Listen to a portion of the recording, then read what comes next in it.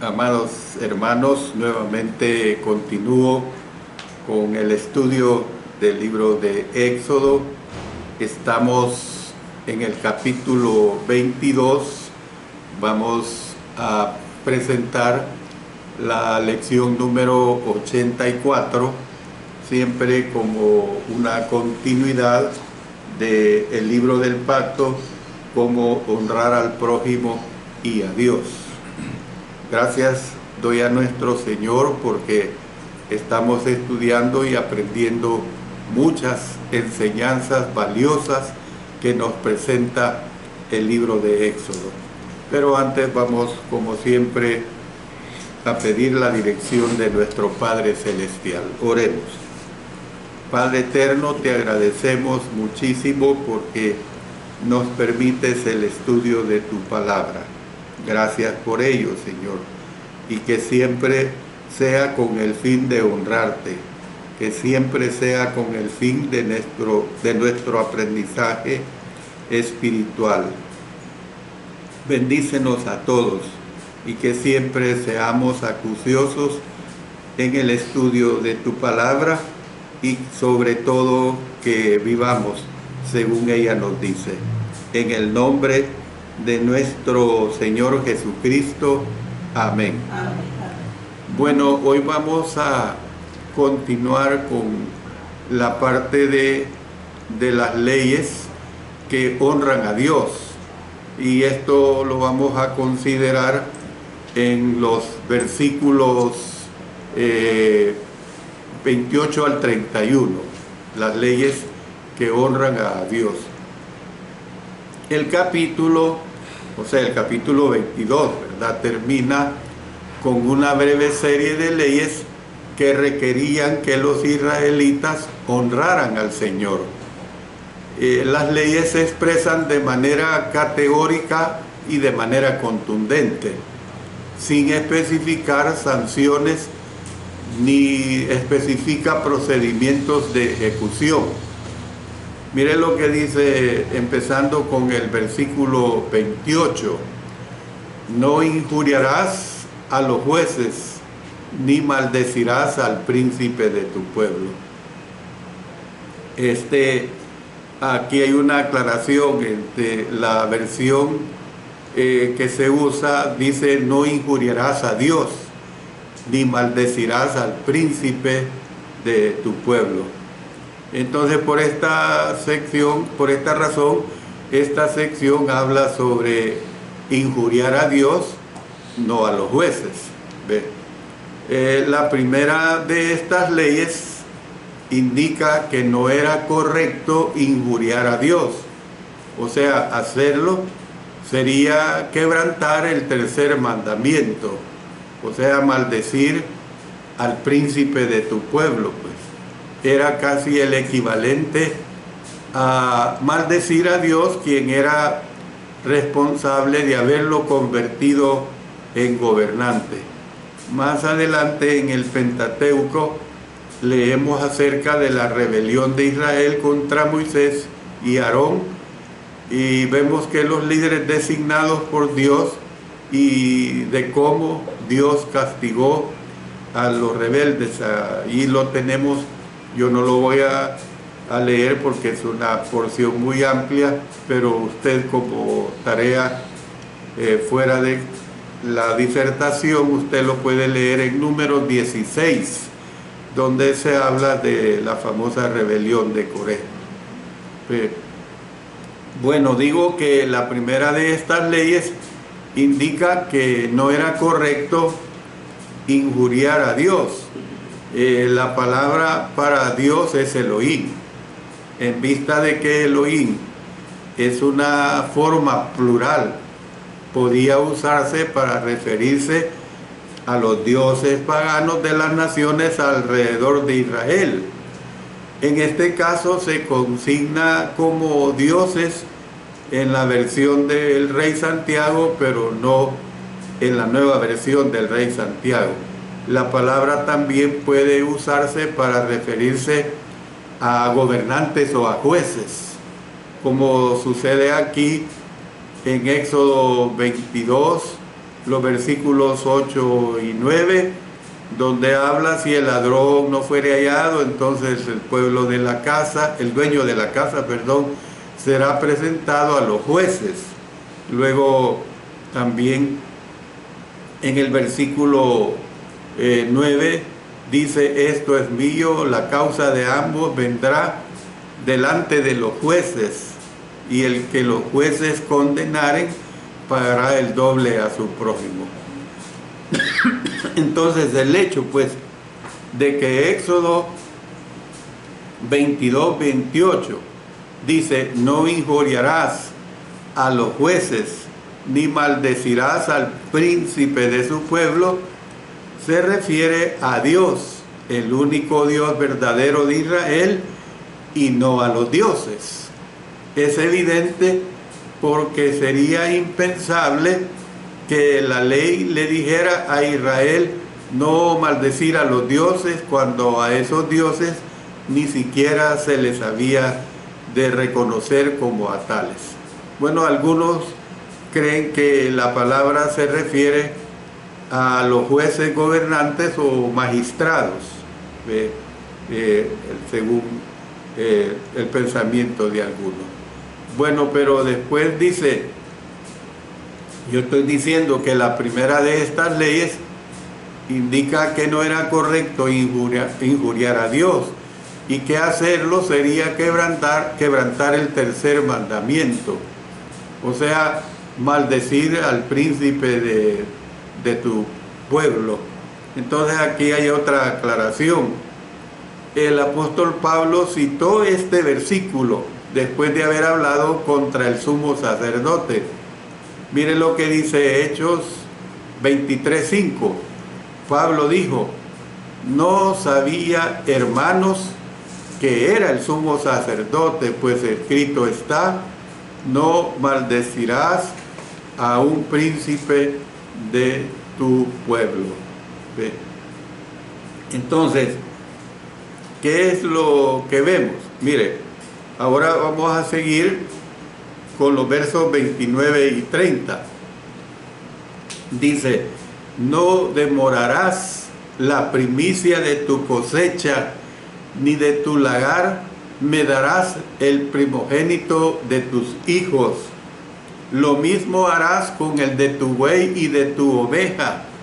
7 días estará con su madre, y al 8º día me lo darás.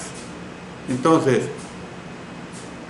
Dios ya había dicho que los israelitas no habían de ofrecer sacrificios a otros dioses, sino que habían de hacerle sacrificios a Él, o sea, a Él nada más.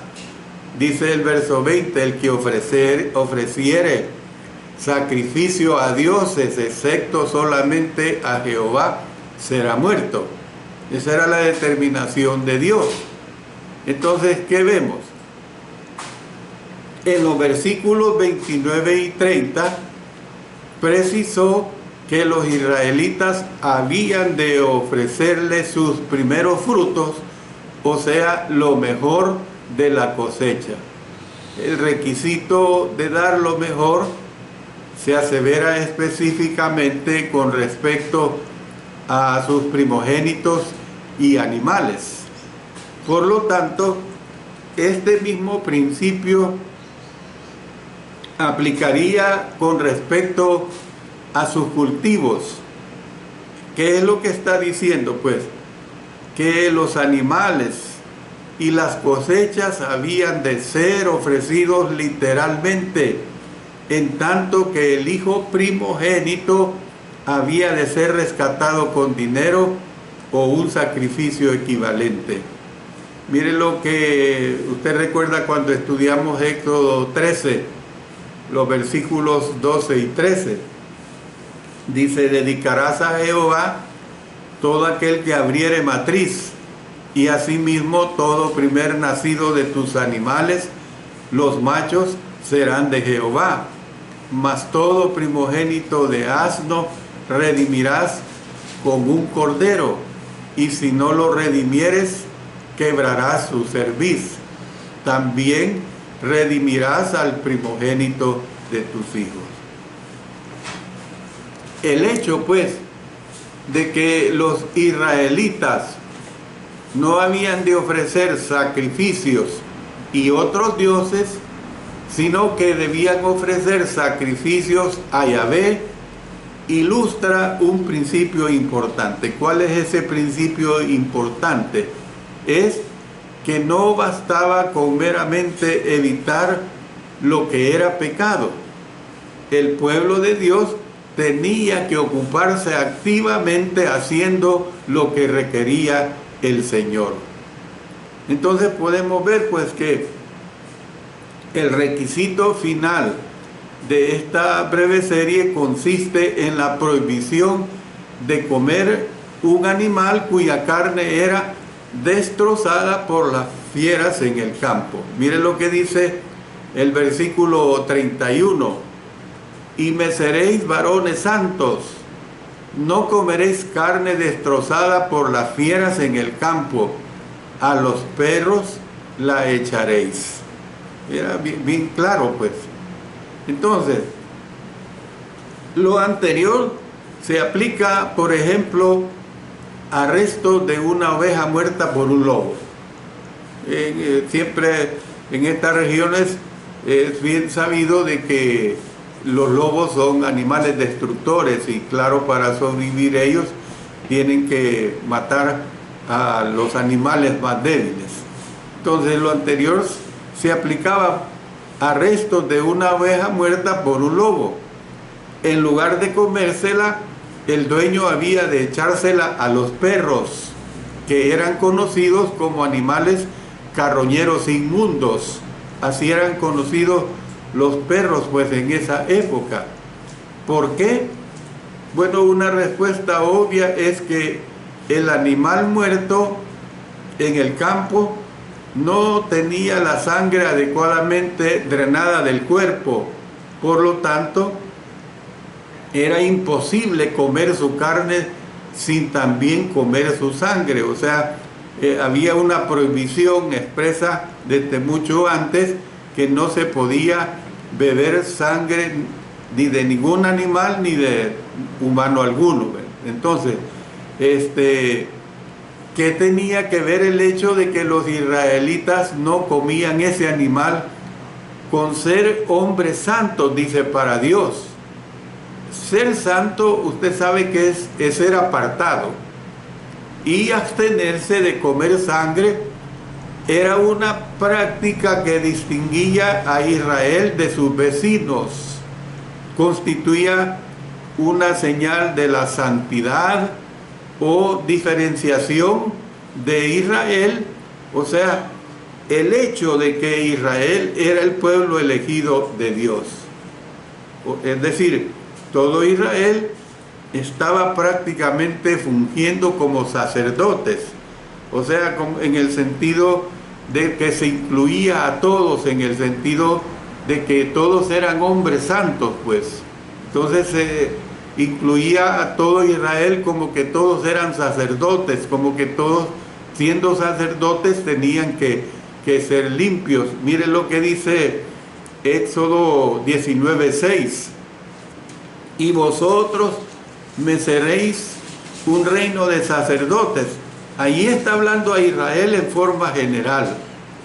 Estas son las palabras que dirás a los hijos de Israel. Entonces, era impensable que un sacerdote se contaminara y por lo tanto contaminara a Dios consumiendo carroña.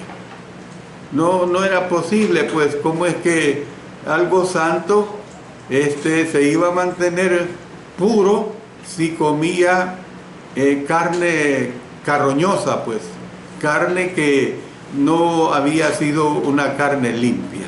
Eso es lo que nosotros podemos ver acá, pues. Por eso es que esta sección se trata de las leyes que honran a Dios. Bueno, vamos a entrar a la aplicación que nos da este capítulo 22. Es muy importante la predicación que nos presenta el capítulo 22 de Éxodo.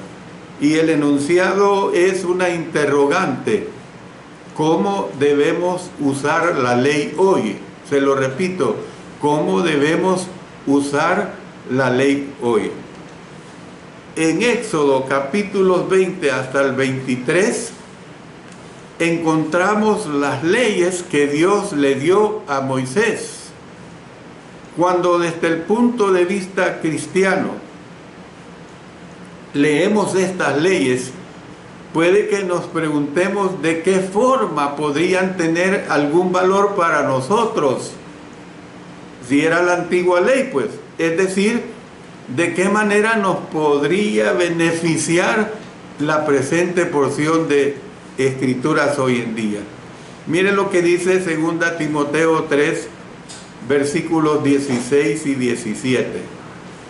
Toda Escritura es inspirada por Dios y útil para enseñar, para corregir, para redarguir, para corregir, para instruir en justicia.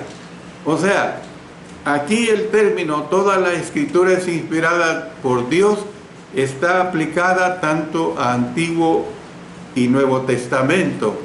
Lo que hemos venido estudiando desde que estamos en Génesis, muchos episodios de las Escrituras antiguo testamentarias, cómo es que tienen un uso para entender la voluntad de Dios. Verso 17, a fin de que el hombre de Dios sea perfecto, enteramente preparado para toda buena obra. Entonces, reconocemos el valor de los 10 mandamientos. Sin embargo, los detalles legales parecen irrelevantes. ¿Cómo debemos, como cristianos, usar la ley? El componente legal en sí que encontramos, por ejemplo, en los capítulos 20 al 23 de Éxodo. Todo esto ya casi todo lo hemos estudiado. El único capítulo, que no hemos estudiado es el 23, es al cual vamos a entrar en el siguiente día del Señor. Nos preguntamos, ¿hemos de considerar la ley como algo obligatorio para nosotros hoy en día?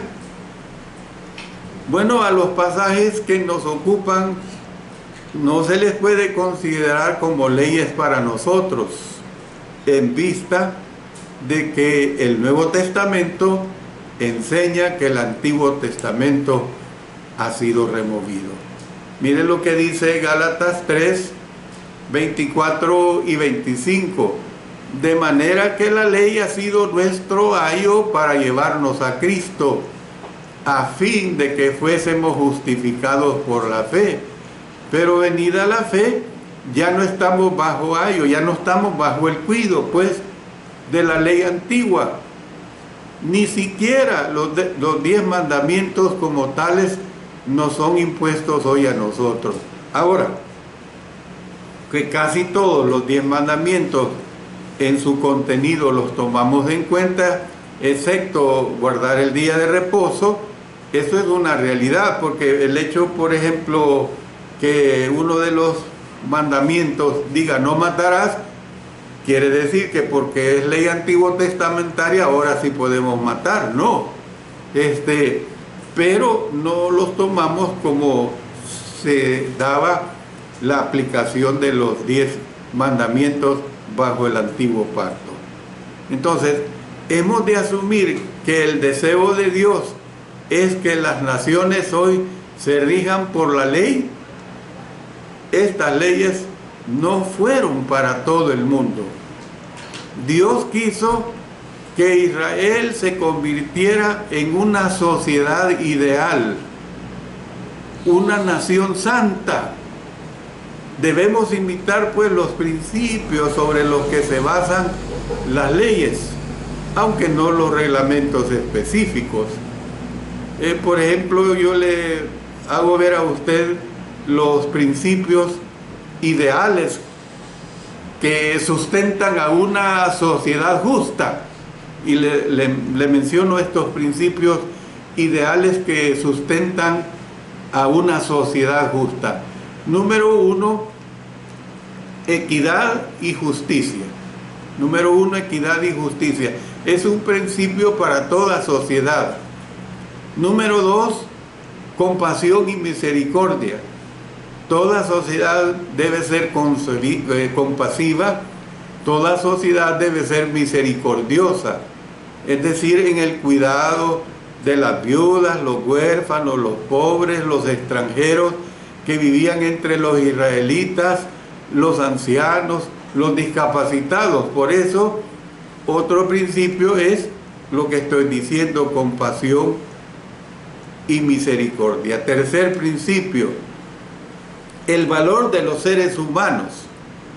Los seres humanos estaban en una categoría diferente a la de los animales o la propiedad. La vida humana fue tan valiosa que el único castigo adecuado por quitar una vida de manera malintencionada era quitándole la vida al homicida. ¿Cómo era que se castigaba pues al homicida? Homicida eres, vas a pagar con lo mismo. El valor pues de los seres humanos. ¿Ve? Principio número 4, la importancia del hogar y de la familia. Usted, a través de lo que hemos venido estudiando, se ha dado cuenta lo importante que era el hogar, lo importante que era la familia. Principio número 5, el derecho a la propiedad. ¿Por qué digo esto? Porque estaba protegido por las leyes contra el hurto. Cualquiera que robaba tenía que ser castigado.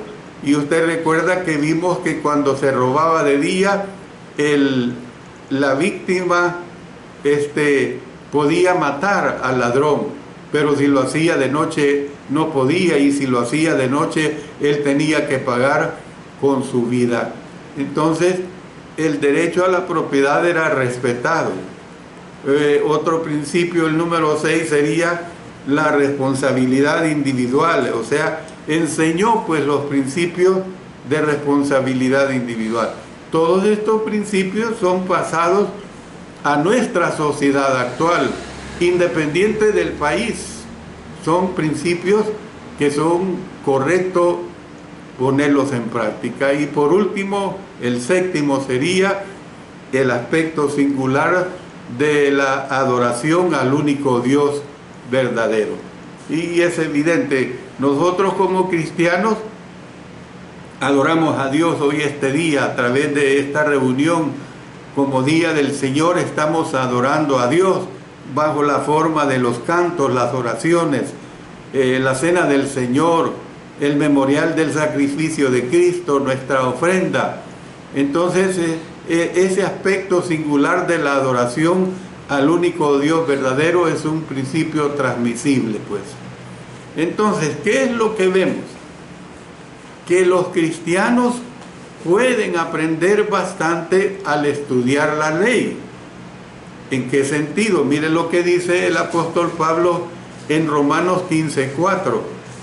Porque las cosas que se escribieron antes para nuestra enseñanza se escribieron a fin de que por la paciencia y la consolación de las Escrituras tengamos esperanza.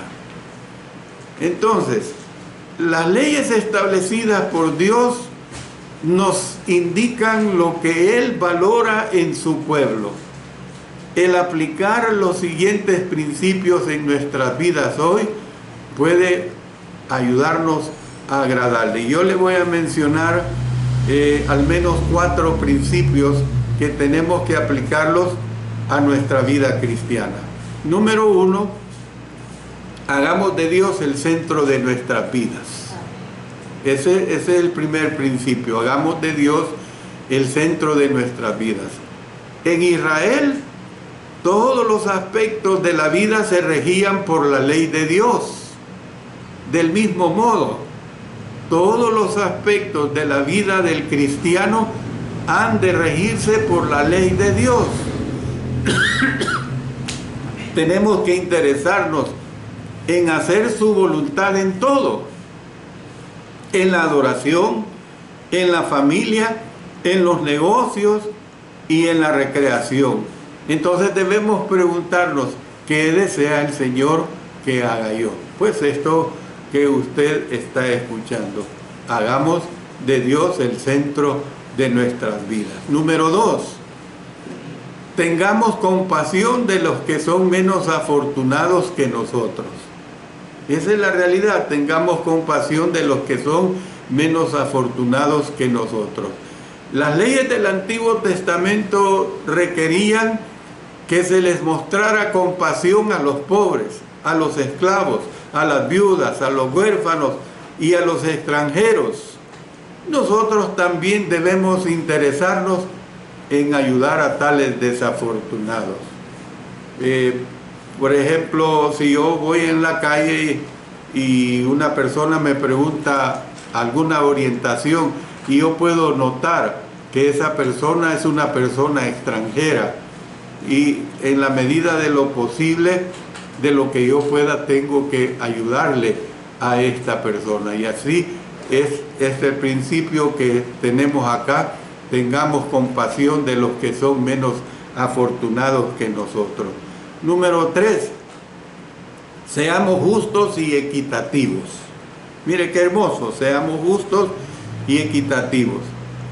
El énfasis en la equidad y la justicia presente en la ley muestra que necesitamos ser absolutamente justos y equitativos en nuestras relaciones con los demás, tanto dentro como fuera de la iglesia.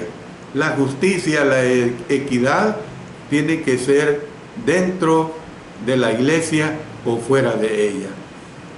Y número 4, seamos ejemplos en la iglesia de los principios básicos de la ley.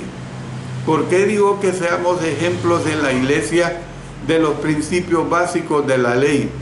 Bueno, debemos respetar la vida de todo ser humano, reconocer los derechos y las responsabilidades individuales, valorar la justicia y la equidad, mostrar compasión a todos, resaltar la importancia de la familia y hacer de Dios y su voluntad el fundamento de nuestra sociedad. Entonces, si esto hacemos, la iglesia será una luz. Como dice la palabra de Dios, será una luz a las naciones, será una ciudad asentada sobre un monte, una ciudad que se ve, pues una ciudad que no se esconde, es decir, que atrae a forasteros a su cálida comunión. Y en conclusión, puedo decirles, hermanos y hermanas, lo siguiente: podríamos pensar que las leyes del Antiguo Testamento no son importantes. Esto es lo que se generaliza. Podríamos pensar que las leyes del Antiguo Testamento no son importantes, que no es necesario que las estudiemos. Podríamos llegar a pensar así, de esta manera. Sin embargo, en ellas vemos lo que Dios quería que Israel fuera. ¿Qué es lo que quería Dios que Israel fuera? Solo cosas buenas. El problema no fue de Dios, el problema fue de la nación.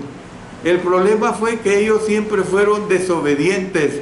El problema fue que ellos no cumplieron, y por eso el Señor los desechó, y lo vamos a ver en la siguiente lección que tendremos en el capítulo 23.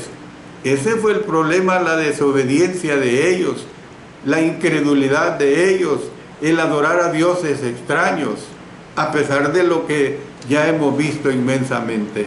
Entonces, en gran medida, al menos en principio, es lo que Dios desea que seamos como pueblo suyo hoy en día, como pueblo que somos. Dios desea que nosotros acatemos sus leyes, que nosotros acatemos sus mandamientos, que nosotros obtengamos todo lo bueno de su palabra, de este el primer versículo de Génesis hasta el último versículo del libro de Apocalipsis. ¿Quiere decir que estamos volviendo a la antigua ley, al antiguo pacto? No, en ninguna manera. Los principios de Dios son claros, las enseñanzas de Dios son demasiado claras. Yo desde más estarle repitiendo lo que a través de este estudio hemos venido analizando.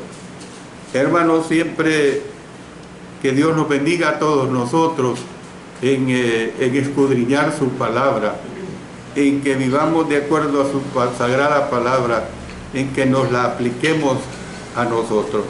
Con la ayuda del Señor, si Él nos lo permite, volveremos el próximo día del Señor a seguir estudiando estas interesantes enseñanzas que nos presenta el libro de Éxodo. Muchas gracias a ustedes por dedicar su tiempo. Que Dios bendiga a cada uno de ustedes en sus especiales necesidades. Oremos. Padre Celestial, te agradecemos infinitamente por lo grande que eres con nosotros, porque obtenemos grandes beneficios de tu palabra. Gracias, Señor, porque ella nos ayuda a poder aplicárnoslas, a poder vivir de acuerdo a tu santa voluntad. Oramos en el poderoso nombre de nuestro Señor Jesucristo. Amén. Amén.